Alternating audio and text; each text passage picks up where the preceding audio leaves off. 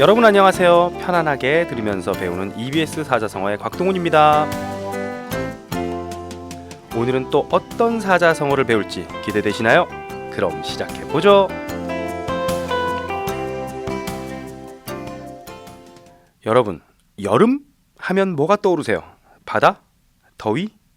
아마 여러분들은 아무래도 방학이겠죠? 하지만 여름에 찾아오는 불청객 모기를 빼놓을 수 없는 것 같아요. 잘 때 귓전에서 윙윙 거리는 그런 소리는 소름이 돋죠.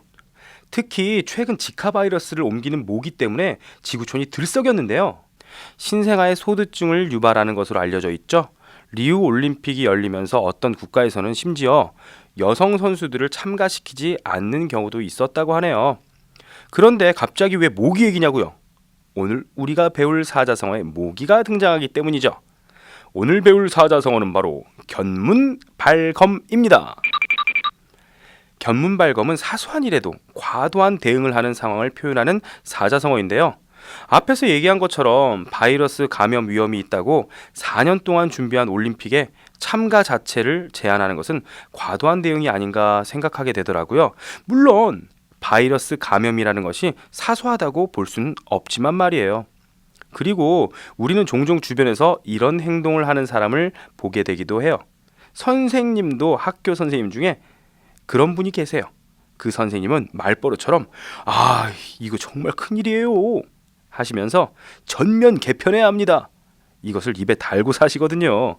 그리고 학생들의 작은 실수에도 이거 정말 큰일이에요 하시면서 이런 것은 강제 전학도 생각해봐야 합니다 라고 하시거든요. 이렇게 사소한 일에도 과도하게 대응하는 모습을 우리는 견문발검이라고 하는 것이죠. 그럼 우리 한자어를 바탕으로 한번 상세하게 파헤쳐보죠.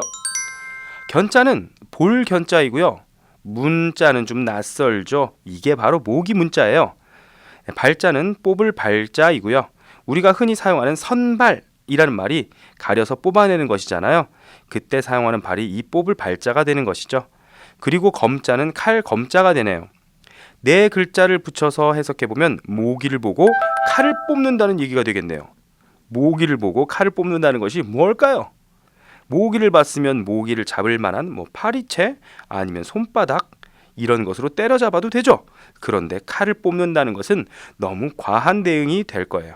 그래서 견문발검이 사소한 일에도 과도하게 대응하는 모습을 나타내는 사자성어가 되는 것이죠. 견문발검에 대한 고사는 따로 없고 속담에 모기 보고 칼 빼기라는 속담을 이런 사자성어화한 것 같아요. 이와 유사한 속담이 꽤 많은데 쥐구멍 막자고 대들보 들이민다 라는 속담도 그것에 해당해요. 아주 작은 쥐구멍을 막으려고 집을 지탱하는 핵심 요소인 대들보를 들이민다는 것은 역시 작은 일에 과도하게 대응하는 행동이겠죠. 또 닭 잡는데 소 잡는 칼을 쓴다라는 속담이 있죠. 이것은 논어 양화편에 나오는 공자님의 말이에요. 닭 잡는데 어찌 소 칼을 쓰리요? 라고 해서 작은 일에 크게 대응할 필요가 없다는 의미를 드러내고 있는 것이죠.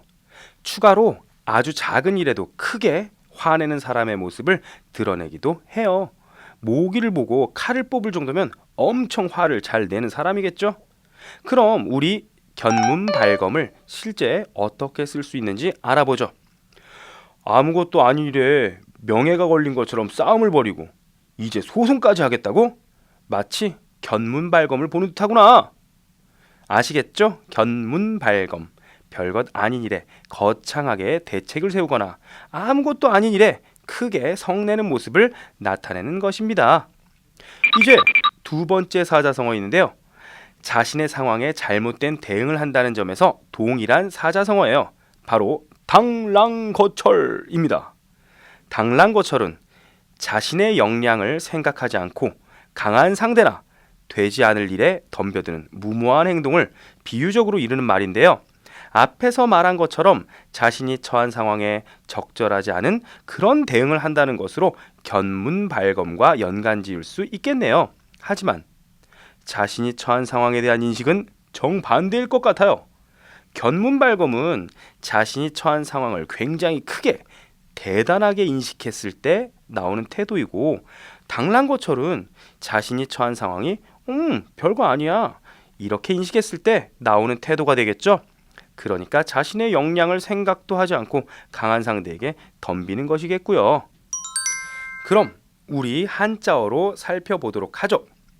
당자와 랑자는 모두 사마귀를 의미하는 한자어예요.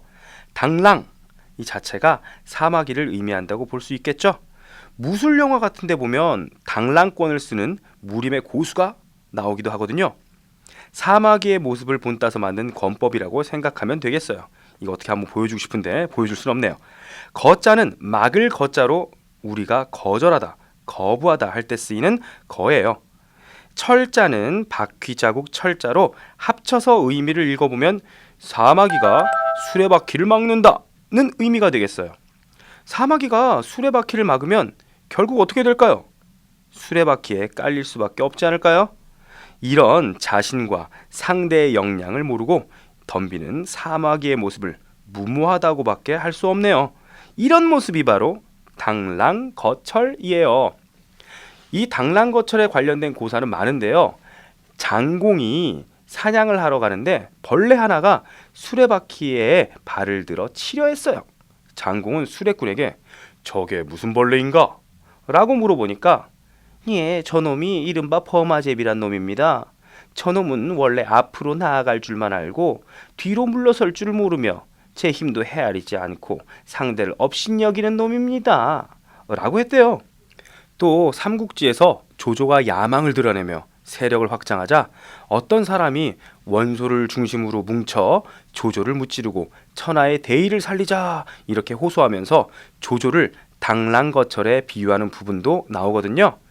이렇게 고사에서 본 것처럼 당랑거철은 자신의 기량도 모르고 강한 상대에게 깝죽거리는 그런 모습을 말하는 거예요. 비슷한 속담으로 뭐가 있을까요?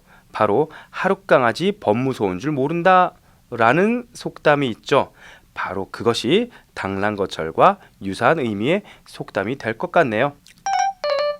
그럼 실제 예문을 한번 살펴볼까요? 그런 거대한 기업에 혼자 싸움을 걸다니 정말 당랑거철이로군. 어쩌면 당랑거철은 용기 있는 사람의 모습일 수도 있어요. 아까 선생님이 잠깐 언급했던 고사에서 장공 같은 경우에 용기 있는 모습이다, 사마귀를 살려줘라 라고 하기도 하거든요. 자, 이제 오늘 우리 사자성어를 정리하고 기억하는 시간, 꽉쌤의 사자성어 메모장 시간이 돌아왔습니다. 기억 쏙쏙. 예, 오늘 선생님이 무협 영화의 한 장면을 구성해봤어요. 이거 계속해도 어색하고 익숙해지지 않는데 그래도 여러분의 기억과 흥미에 조금이라도 도움이 된다면 끝까지 열심히 해보겠습니다. 여러분 이거 바람소리입니다. 나의 원수 복수를 위해 10년을 기다려왔다. 받아라 나의 비기 견문발검 챙챙챙챙챙. 칼소리예요. 무섭게 성장했군. 하지만 견문발검은 사소한 일에 과도하게 대응하기 때문에 체력 소모가 많지. 이번엔 내 차례다. 받아라 당랑거철. 슉슉슉슉슉. 뭐야, 아무것도 아니잖아. 가소롭다. 분수도 모르고 상대가 되지 않는 존재와 대적하는 네 모습이 네 권법 이름인 당랑거철과 똑같구나. 어색한 단막극이 끝났습니다. 오늘도 수고하셨고요. 네, 다음 시간에도 여러분에게 도움되는 사자성어를 데리고 와서 기다리고 있겠습니다. EBS 사자성어의 곽동훈 선생님이었어요. 안녕.